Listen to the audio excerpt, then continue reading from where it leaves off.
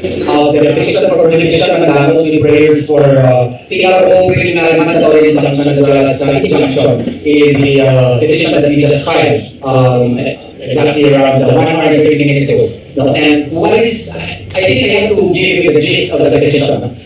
Prohibition and mandamus. Prohibition simply because we want to prohibit the implementation of the COMELEC resolution which provides for online voting vis-a-vis the overseas Filipino voters, specifically the OFWs. No? Why? Madali lang po kasi wala pa pong batas sa online voting. No? Wala pa pong batas, and if you read the law now, Republic Act 9369, which actually amends the previous law, no?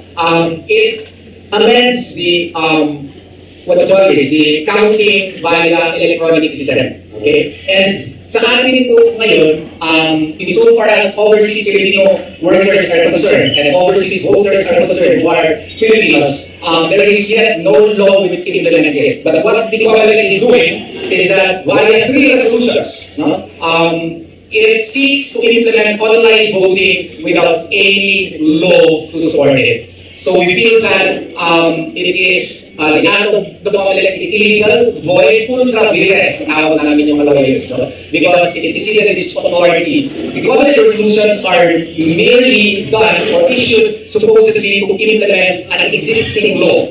But in this case, there is no law, yet it issued 3 resolutions in order to implement online voting. Nakasalan po yan sa aming petition po na ano itong 3 COMELEC resolutions. At saka meron din isang resolution implementing domestic voting, but in the process of implementation, nasubrahan din. Kaya gusto namin na imandamos po, because under Section 31 of Republic Act 9369 rather, the intention of the law is to have manual counting prior to electronic transmission of results. What Republic Act 9369 contemplates is that there will be manual counting on the precinct level, and there will be electronic transmission insofar as the results are concerned, canvassing and consolidation of votes. Pero ang ginawa po ng Commission on Elections is winala po yung manual counting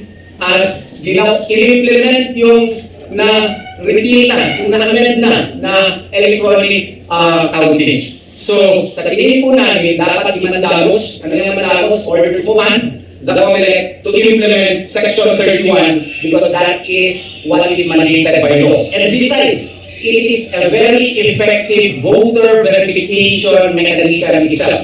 Why? If you conduct a manual counting, lahat po ng mga watchers, nakikita nila yung pagbilang po ng boto.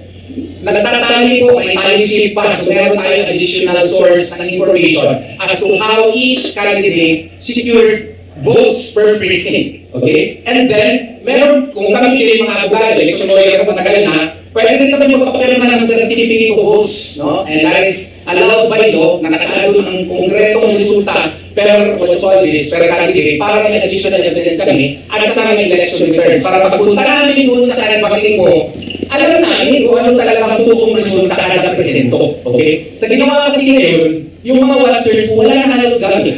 Kasi, kung electronic na yung counting, ano ba gagawin ng watcher? At sana nag-attend po kami yung mga seminar po na nagkinandak ng COMELEC. Ang isang paraan lamang na makita ko yung mga boto is through the ballot review. But that is done after the voting itself. And no watcher, except if it is perhaps a Superman, who can review 1,000 ballots, and besides, a watcher cannot identify even his own ballot in the ballot review. How can he do it? In just a span of 5 minutes, 10 minutes ballot review, where the ballots actually filled up would be reviewed, he cannot do that. And by the way, if you would object, there are likewise no mechanisms by which the watcher can object. Okay? So, sa tingin po namin, okay, may mga problema yung ibang petition yan, yung Miro, hindi namin, tinaras lang namin yun yung passing, no? Pero, ang sa amin is, okay, nandiyan yan, Pero dapat i-implementa natin yung batas, yung section 31. Para naman kampante yung mga botante na yung mga boto nila ay mga bilang talaga. Kasi suffrage is the cornerstone, the bedrock of representative democracy. If you cast doubt into the right of suffrage, into the process itself, then you are casting doubt into the election of the very public officers that we elect. Di ba? Kung duda tayo, yung tao niya, na-elect yan dahil sa daya doon sa posesyon ng election.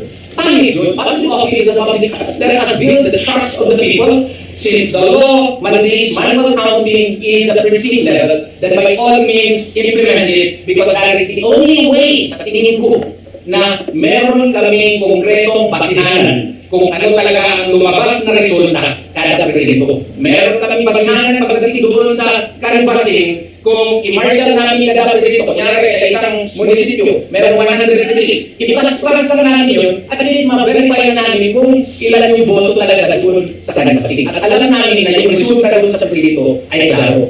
Tapos doon naman sa OFW, Section 24 and 27 of 10590. Tama po siya. Ayun, okay. 10590. Nagsasalit kasi ng proseso. Wala kang online voting. Doon in person yung voting mechanism. Sa papel po, dapat nagsasalit pa batas. Ngayon, digital ballots ang ginagawa. Saan ang batas yan? Wala akong batas yan. Okay. Tapos yung canvassing po, in person din, at sa buong po sa canvassing, dito po sa online voting, yung canvassing po, electronic na rin, isang batas yan. Wala din. And that violates Section 24 and 27 of Republic Act 12590. Kaya, since it is a resolution which contradicts or violates the law, we seek to prohibit its implementation.